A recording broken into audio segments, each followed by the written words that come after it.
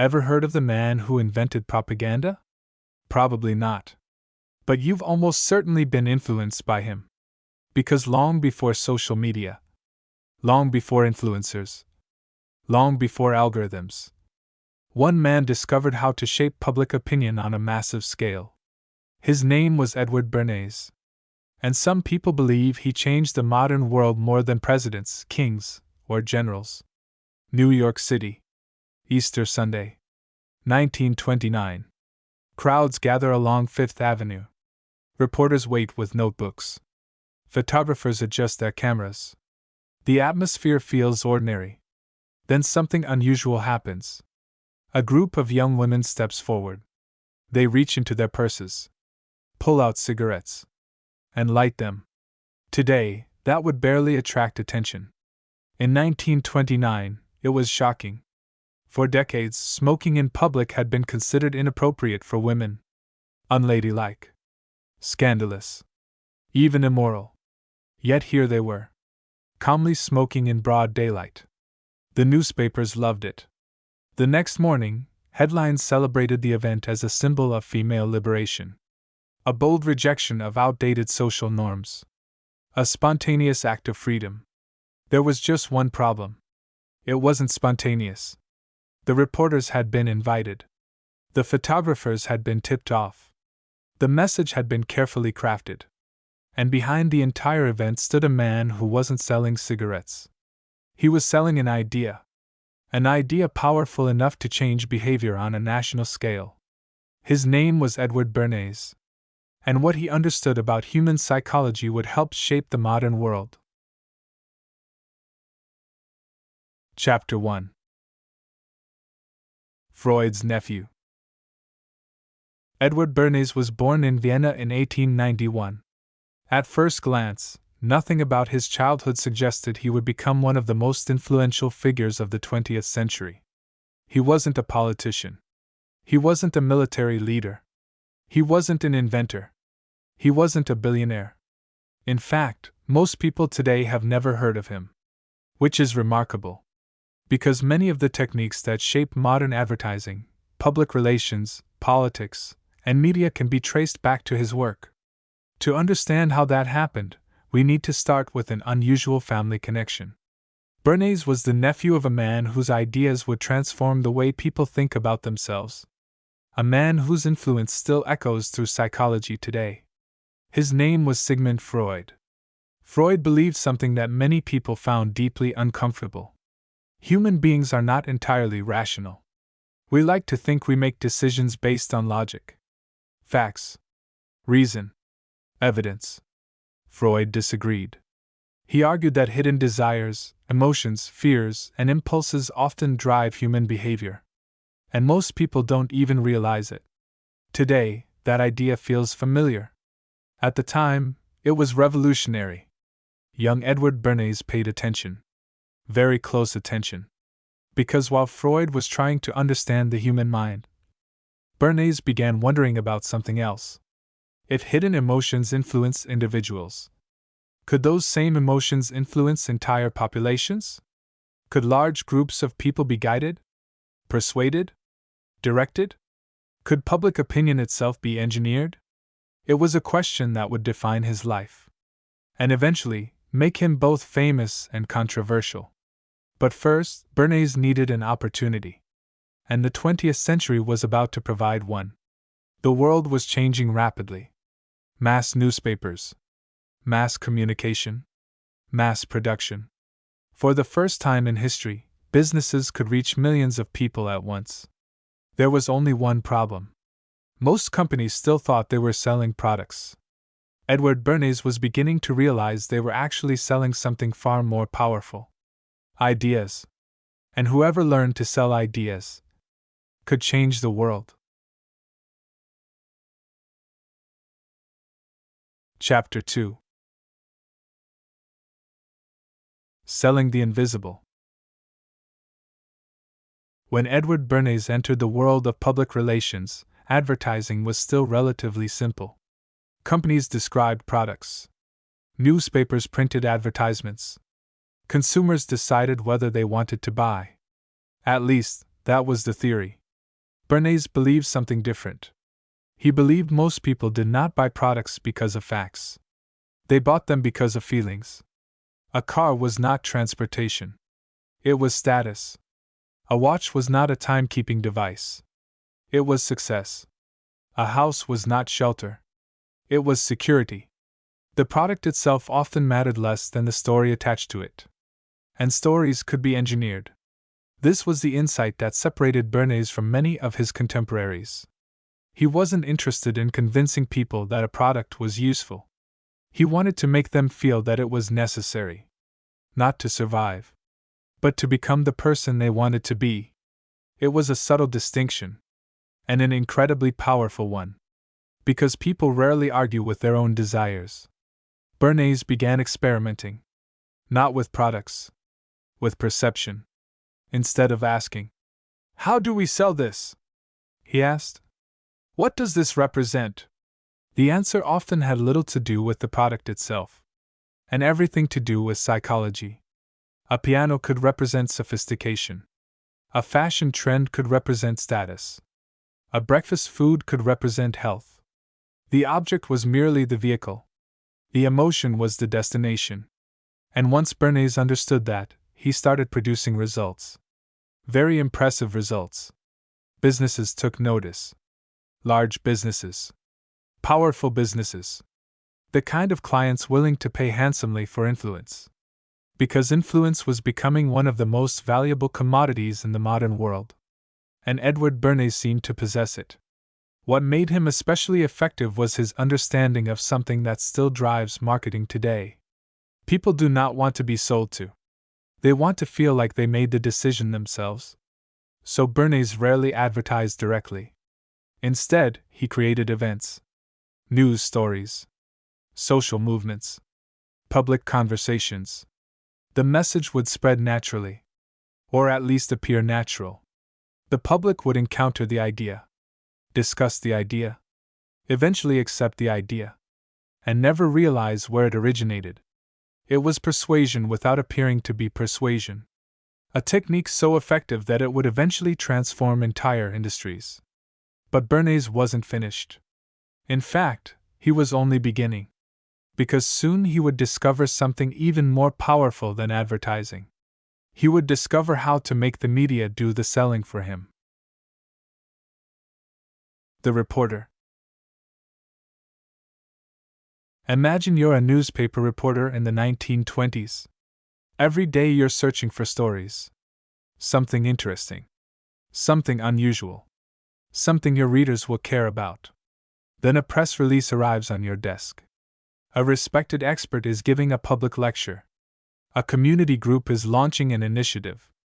A famous figure is supporting a new cause. The story seems legitimate. Newsworthy. Worth covering. So you write about it. Your newspaper publishes the article. Thousands of people read it. Some discuss it. Others share it. Public opinion begins to shift. What you don't realize is that the event was carefully designed from the beginning. The expert was selected. The message was crafted. The timing was calculated. And the entire story was engineered to produce a specific reaction. You believe you're reporting the news. Someone else is manufacturing it. And that someone is Edward Bernays. Bernays had discovered a powerful truth. People trust news far more than advertisements. An advertisement is obviously trying to persuade you. A newspaper article feels objective, independent, credible. So rather than buying attention, Bernays learned how to earn it. Or more accurately, how to create circumstances that attracted it. The approach was revolutionary. And it worked. Again. And again. And again. Soon, Edward Bernays was no longer merely promoting products. He was shaping conversations. Shaping perceptions. And increasingly, shaping reality itself. Most people still believed public opinion was something that happened naturally. A reflection of what society genuinely thought. Edward Bernays was reaching a different conclusion. Public opinion could be designed, guided, managed. And if that was true, the implications were enormous. Because whoever learned to influence the crowd could influence almost anything. Chapter 3. Torches of Freedom. By the late 1920s, Edward Bernays had built a reputation. Companies trusted him. Executives sought his advice. His campaigns were producing results. But one of his clients faced a frustrating problem. A very large problem. Half the population. The client was the American Tobacco Company. At the time, cigarette sales among men were already enormous. Women, however, represented an untapped market. Not because they didn't smoke. Some did. But because social norms made it controversial. In many parts of society, women who smoked in public risked being judged, criticized, even ostracized. For tobacco executives, this wasn't a cultural issue.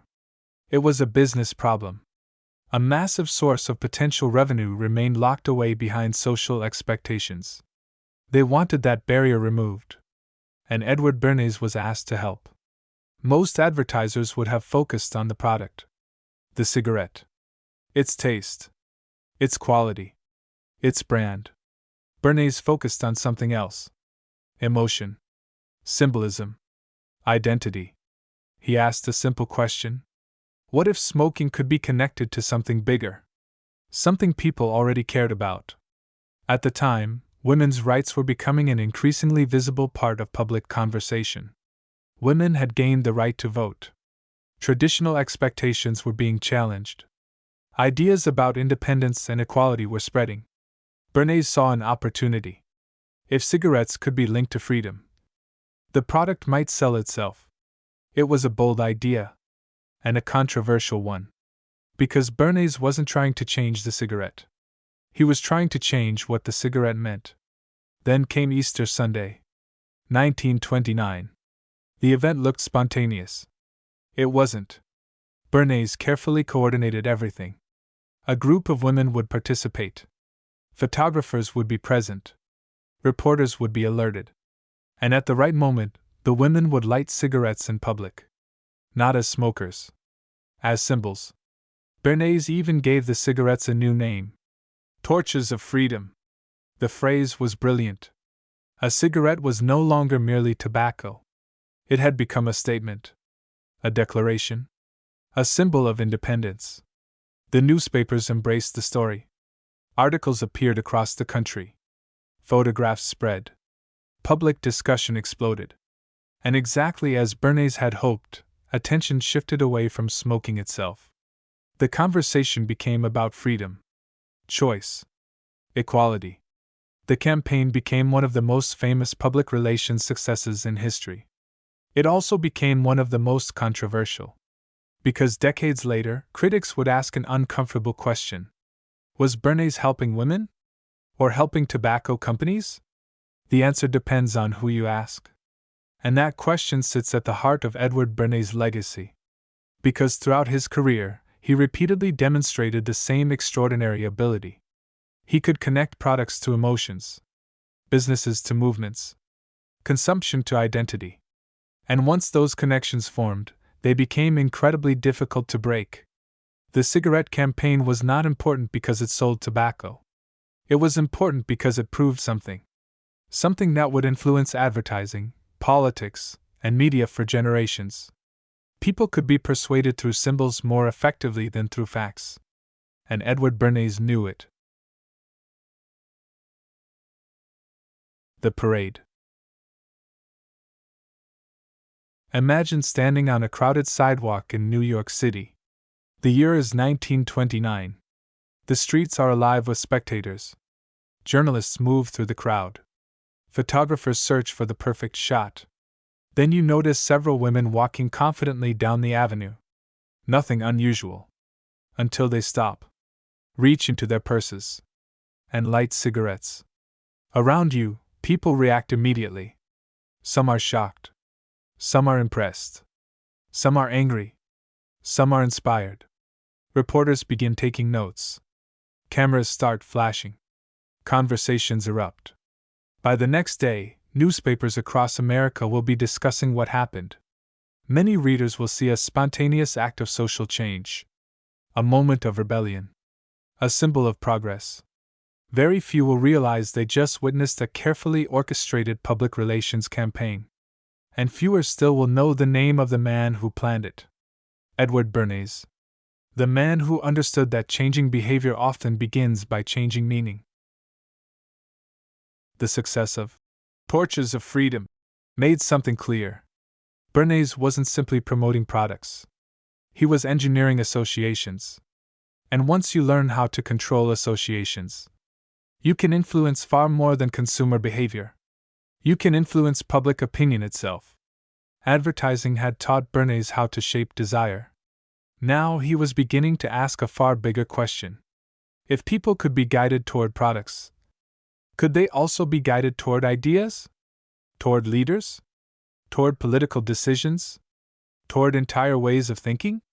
The answer would become the foundation of his most influential and most unsettling work. Chapter 4. Manufacturing Consent. By the early 1930s, Edward Bernays had become something more than a public relations expert. He had become a student of influence. Not influence over individuals. Influence over crowds. Over nations. Over society itself. And the more he studied human behavior, the more convinced he became of a controversial idea. People like to believe they think independently. Most do not. At least, not entirely. Our opinions are shaped by families, friends, communities, media, culture, authority figures, and countless influences we barely notice. Bernays believed this process could be understood, managed, even directed. It was a conclusion that made many people uncomfortable. And it still does. Because it challenges one of our favorite assumptions: the belief that our decisions are entirely our own. Bernays saw the world differently. He saw society as a vast network of perceptions, a system of symbols, stories, associations, emotions. If those elements could be influenced, public behavior could be influenced as well. The question was no longer whether persuasion worked. Bernays had already proven that. The question was how far it could go. His answer was ambitious. Very ambitious. Public opinion itself could be engineered. Not through force. Not through censorship. Not through violence. Through guidance. Subtle guidance. The kind most people would never recognize. In 1928, Bernays published a book that openly described many of these ideas. The title was simple: Propaganda. Today, the word sounds sinister, manipulative, dangerous. At the time, Bernays viewed it differently. To him, propaganda was simply the organized effort to influence public opinion. Governments used it. Businesses used it. Political movements used it. Social causes used it. In his view, modern society depended on it. Because modern society had become too large and too complex for everyone to personally investigate every issue. People relied on trusted sources, experts, institutions, media, and whoever influenced those sources often influenced the public. Bernays didn't hide this belief. In fact, he expressed it quite openly. He argued that an invisible group of influencers helped shape public thinking every day. Not through conspiracy. Through communication. Through persuasion. Through control of information. The idea was both fascinating and unsettling. Especially because Bernays wasn't describing a theory. He was describing a process he actively practiced. And increasingly, perfected. His clients loved the results. Businesses saw profits rise. Organizations gained public support. Campaigns succeeded. The methods worked. Again and again. But success brings new opportunities. And new opportunities bring new clients. Soon, Bernays would discover that corporations weren't the only groups interested in shaping public opinion. Governments were interested too. Very interested. Because if influence could sell products, Perhaps it could sell policies, sell leaders, sell entire worldviews. And that possibility would make Bernays more influential than ever before. The crowd. Imagine standing in a crowded city square. Thousands of people surround you. Everyone seems excited. Everyone seems confident. Everyone appears convinced. You aren't entirely sure why. But something feels persuasive about the atmosphere. You notice respected community leaders supporting the cause, newspapers discussing it, experts endorsing it, celebrities speaking about it. Everywhere you look, the same message appears. Eventually, you begin accepting it too. Not because someone forced you, not because someone threatened you, because it feels normal, reasonable, popular. What you don't see are the invisible connections behind the scenes. The people shaping the message, coordinating the voices, managing the perception. You believe you're joining a movement. Someone else may have designed it. And few people understood that process better than Edward Bernays. The genius of Bernays' approach was that it rarely felt like persuasion. People resist pressure. They resist commands. They resist obvious manipulation. But they often embrace ideas that appear to emerge naturally. Ideas that seem to come from trusted sources. Ideas that feel like their own. Bernays understood that distinction.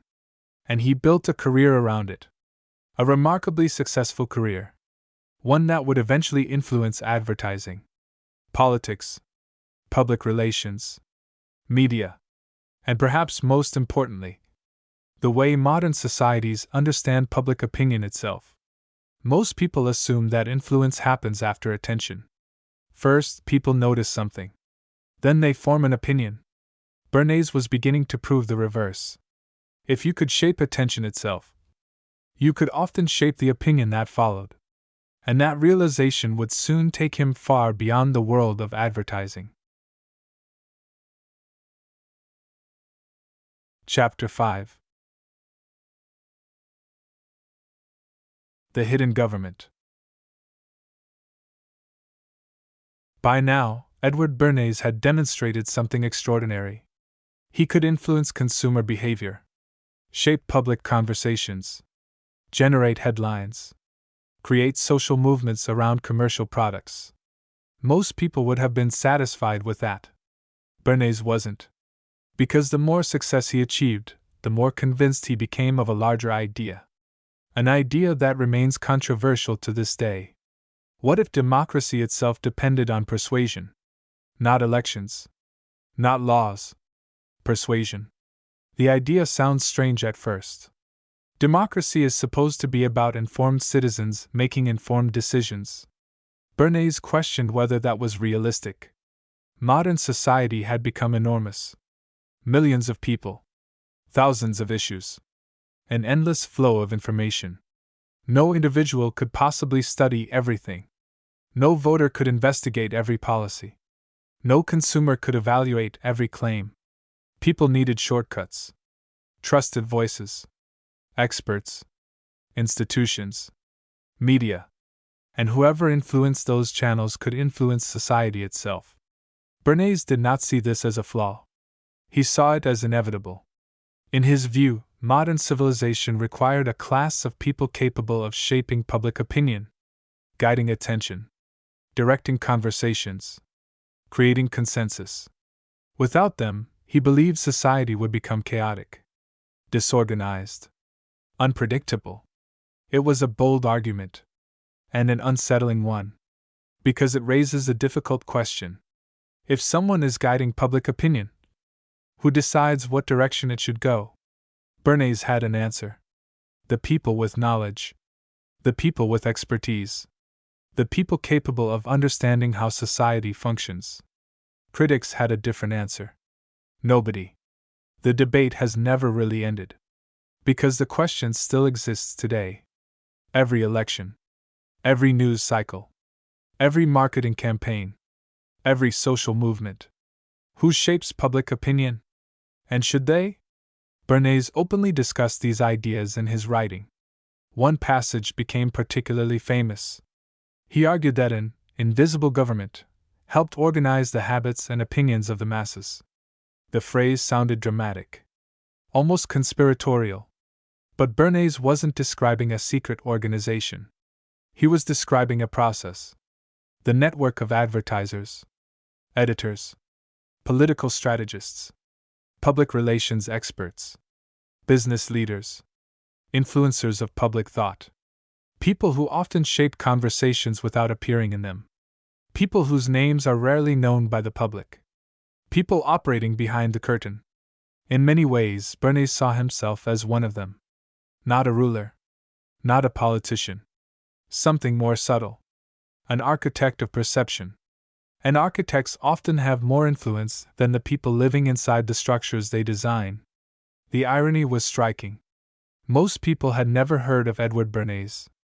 Yet millions were responding to ideas, campaigns, and narratives influenced by his methods. He was becoming proof of his own theory. The most effective influencers are often invisible. But influence is neutral. Like any tool, it depends on how it is used. A hammer can build a home, or break a window. A message can inform, or manipulate.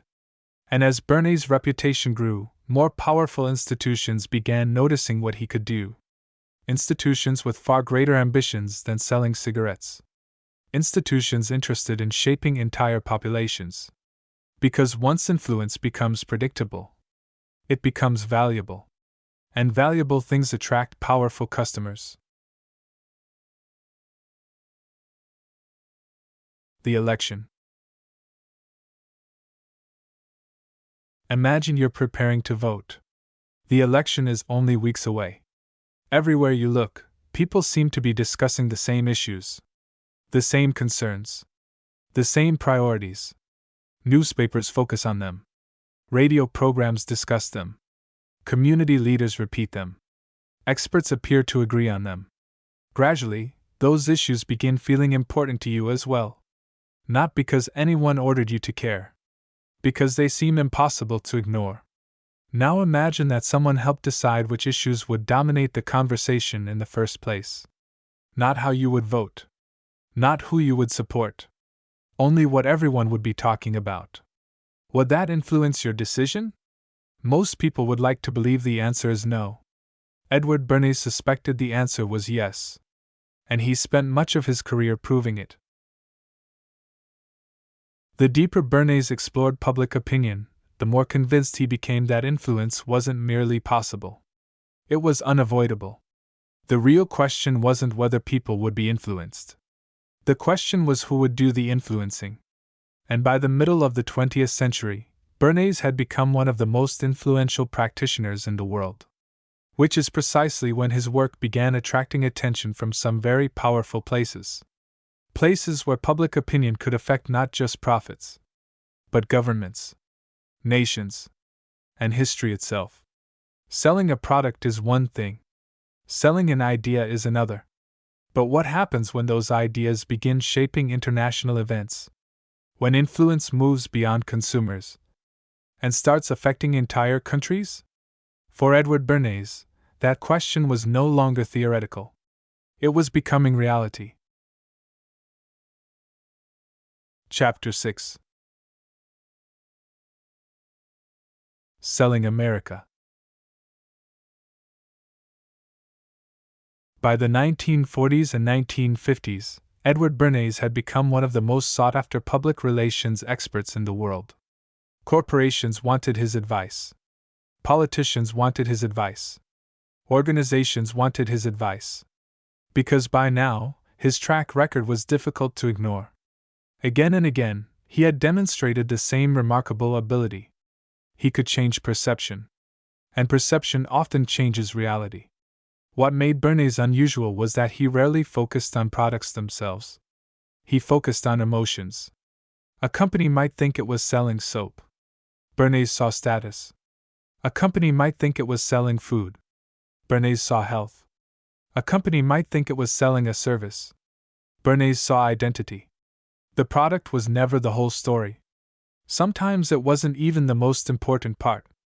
The story surrounding the product mattered more. And Bernays became a master storyteller. Not in the traditional sense. He wasn't writing novels. He wasn't directing films. He was shaping narratives. Narratives that influenced how people viewed themselves and the world around them. One of his most famous examples involved breakfast. At the time, many Americans ate relatively light breakfasts. Coffee, toast, fruit, simple meals. Nothing unusual. Then Bernays began working with a client that wanted to sell more bacon. The challenge seemed straightforward. Increased demand. Most advertisers would have promoted the product directly. Bernays chose a different route. He contacted physicians. Hundreds of them. Then he helped generate publicity suggesting that a larger breakfast was healthier than a lighter one. The story spread. Newspapers reported it. The public accepted it. And before long, bacon and eggs became associated with the classic American breakfast. The campaign became legendary. Not because it sold bacon, but because it demonstrated Bernays' philosophy. People are often persuaded indirectly. They trust experts. They trust authority. They trust what feels established. And once an idea feels established, it can become remarkably powerful. Over time, Bernays helped popularize techniques that are now everywhere. Celebrity endorsements, third-party experts, media events, influencer-style campaigns, corporate image management. Today, these methods feel normal, almost invisible. That's partly because Bernays helped normalize them. He wasn't merely working within the system. He was helping create it. And nowhere was that influence more visible than in post-war America. The United States was becoming a consumer society. Mass production, mass advertising, mass media. Millions of people purchasing products they didn't strictly need. Not because those products were essential, but because they represented something. Success, freedom, status, modernity, belonging. The connection between identity and consumption became increasingly strong. And Bernays was one of the architects behind that shift. Critics would later argue that he helped create a culture where people expressed themselves through purchases. Supporters argued he simply understood human nature better than most. The debate continues today, because the effects are still visible. Look around. Brands rarely sell products anymore. They sell lifestyles, values, communities, dreams. In many ways, they're still following Bernays' blueprint. But as his influence expanded, another uncomfortable reality emerged. The same techniques that could sell products could also shape politics, public opinion, international events. And once governments realized that, the stakes became much higher. The supermarket.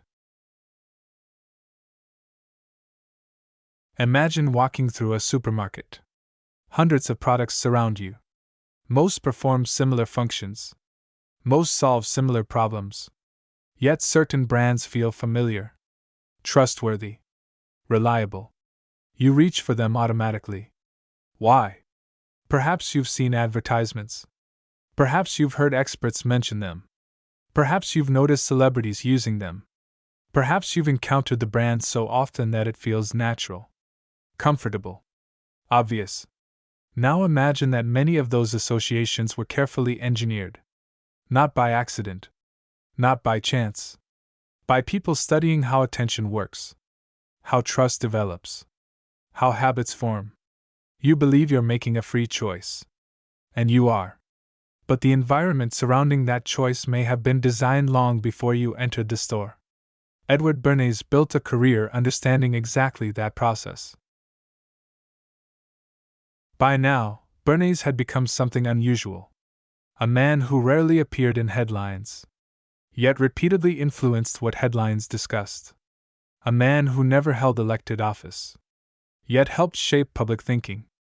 A man whose methods were spreading far beyond advertising. And that is where the story takes a darker turn. Because influence is one thing, power is another. And when powerful institutions discover effective methods of persuasion, they rarely ignore them. Edward Bernays believed public opinion could be guided. Businesses embraced the idea. Media embraced the idea. Governments embraced the idea. The problem was that once a tool exists, anyone can use it, including people with motives very different from his own. And that would become one of the most controversial parts of his legacy. Chapter 7. The monster learns the trick. For most of his career, Edward Bernays viewed his work as a force for progress. He believed he was helping organizations communicate more effectively, helping businesses reach customers, helping ideas reach the public, helping modern society function. At least, that was how he saw it. But influence has an uncomfortable characteristic. Once a technique is discovered, it no longer belongs to its creator. Other people can use it, including people with very different goals. And sometime during the 1930s, Bernays received a disturbing reminder of that reality.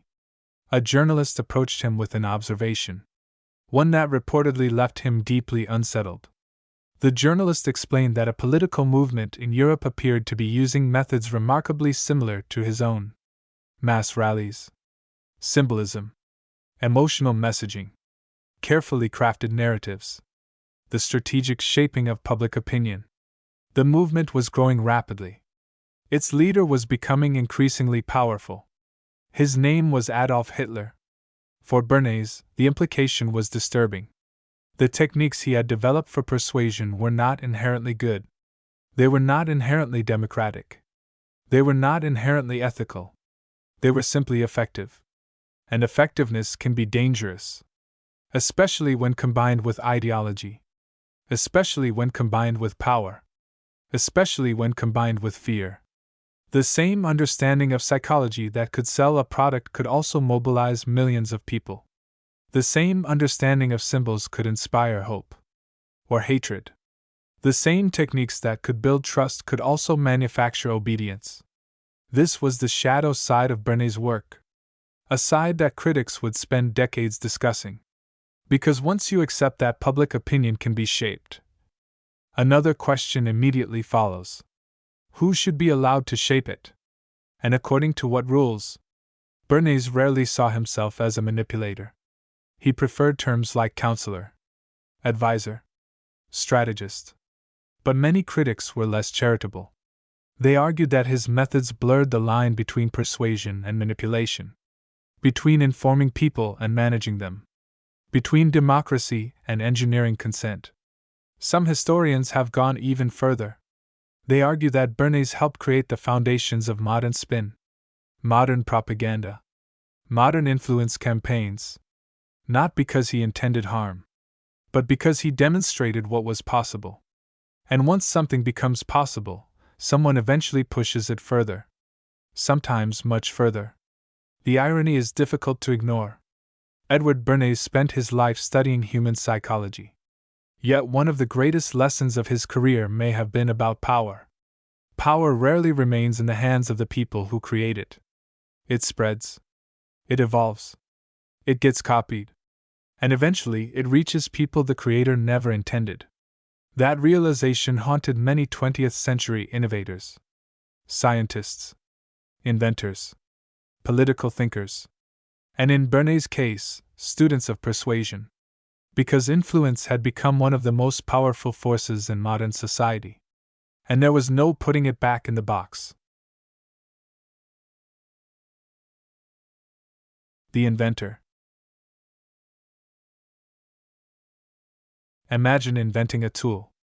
At first, the tool seems useful, helpful, even beneficial. People praise your innovation. They celebrate your success. The tool spreads rapidly. More people begin using it. Then one day, you discover someone using it for something terrible. Not because the tool changed, because the person holding it changed. Suddenly, your creation looks different, more complicated, less innocent. You realize that usefulness and danger can exist in the same object, the same idea, The same technique. And from that moment forward, every success carries a question. Not, can this be used? But, who will use it next?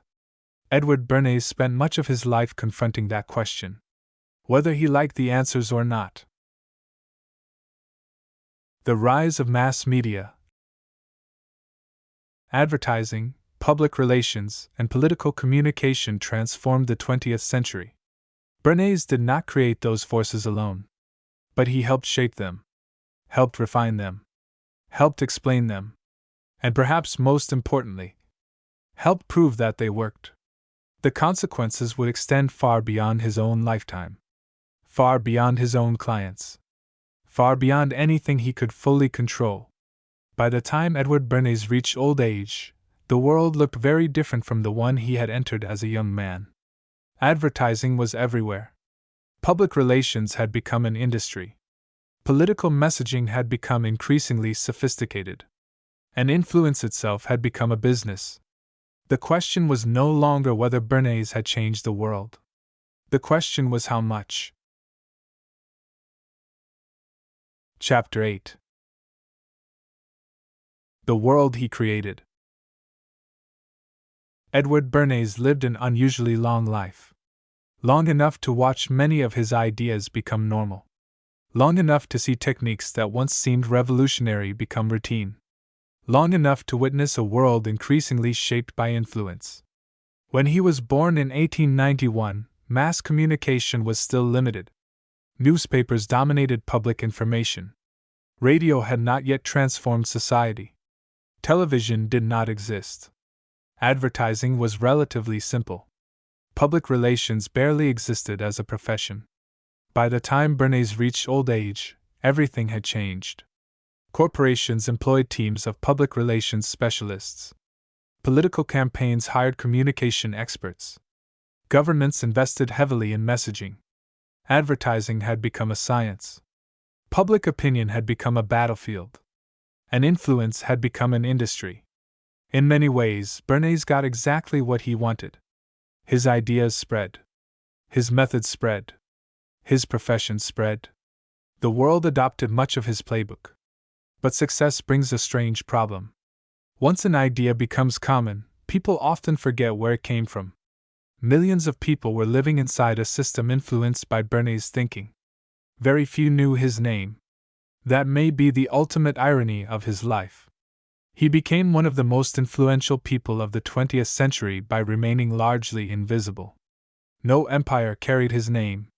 No country was ruled by him. No army marched under his command. Yet traces of his influence appeared almost everywhere. In politics, in media, in branding, in public relations, in elections, in consumer culture, even in the way organizations communicate with the public. His fingerprints were often present even when his name was absent. Some viewed that legacy as remarkable. Others viewed it as troubling. Because the same methods that help organizations communicate can also help them manipulate. The same techniques that encourage beneficial behavior can encourage harmful behavior. The same tools that strengthen democracy can potentially weaken it. Bernays understood this tension, at least to some degree. But he remained convinced that influence itself was not the problem. The problem, he argued, was how influence was used. And perhaps that is why debates about his legacy continue more than a century after he began his career. Supporters see a pioneer, a visionary, a man who understood communication before almost anyone else. Critics see something darker, a manipulator, an architect of modern propaganda, a man who taught powerful institutions how to shape public perception. Both views contain elements of truth. And that is what makes Edward Bernays such a fascinating anti-hero. Because unlike many of the figures we've discussed, Bernays did not rely on violence. He did not command armies. He did not build a criminal empire. His weapon was something far less visible. Attention, perception, influence. And in many ways, those may be the most powerful weapons of all. Most anti-heroes leave behind victims, rivals, crimes, scandals, Edward Bernays left behind something harder to measure: a system, a way of thinking, a blueprint for shaping public opinion. Which raises the final question: was he a genius who understood human nature? A manipulator who exploited it? Or something in between? That question remains surprisingly difficult to answer. And perhaps that's exactly why we still talk about him today. Chapter 9. Genius, manipulator, or both? Edward Bernays never robbed a bank. He never commanded an army. He never ran a criminal empire. Yet his influence may have reached further than many people who did. That is what makes his story so unusual, and so difficult to categorize. Most anti-heroes leave behind obvious evidence: a battlefield, a fortune, a trail of victims. Bernays left behind ideas, methods, techniques, ways of shaping perception that became woven into modern life. The challenge is that ideas are harder to judge than actions, especially when those ideas can be used for both good and bad purposes. Consider a public health campaign, a government encouraging people to wear seatbelts, quit smoking, get vaccinated, exercise more. The techniques Bernays helped popularize can save lives. Now consider propaganda, manipulation, fear campaigns, disinformation, political deception. The very same techniques can produce very different outcomes. The tool remains the same. Only the intention changes. That is why Bernays continues to spark debate among historians. Some see him as a brilliant innovator, a man who understood psychology before most businesses and governments appreciated its power. Others see him as the father of modern manipulation, the man who taught powerful institutions how to manufacture consent rather than earn it. Both arguments have merit, because Bernays himself rarely fit neatly into either category. He genuinely believed his work benefited society. At the same time, many of his clients benefited financially from campaigns designed to influence public behavior. Sometimes those interests aligned. Sometimes they did not. And that ambiguity sits at the center of his legacy. Perhaps the most remarkable thing about Edward Bernays is that he revealed something many people would rather not confront. Human beings are not purely rational. We are influenced by stories, symbols, emotions, social pressure, authority, identity, far more than we often realize. Bernays did not invent those tendencies. They have always existed. What he did was learn how to use them, systematically, predictably, professionally. And once he demonstrated that influence could be engineered, there was no turning back. The 20th century embraced his ideas. The 21st century amplified them. Today, every major brand competes for attention. Every political campaign competes for perception. Every social media platform competes for influence. The battleground Bernays helped define has expanded beyond anything he could have imagined. Yet the principles remain remarkably familiar. People still respond to symbols. People still follow trusted voices. People still make emotional decisions and rationalize them afterward. The technology changed. Human nature largely did not.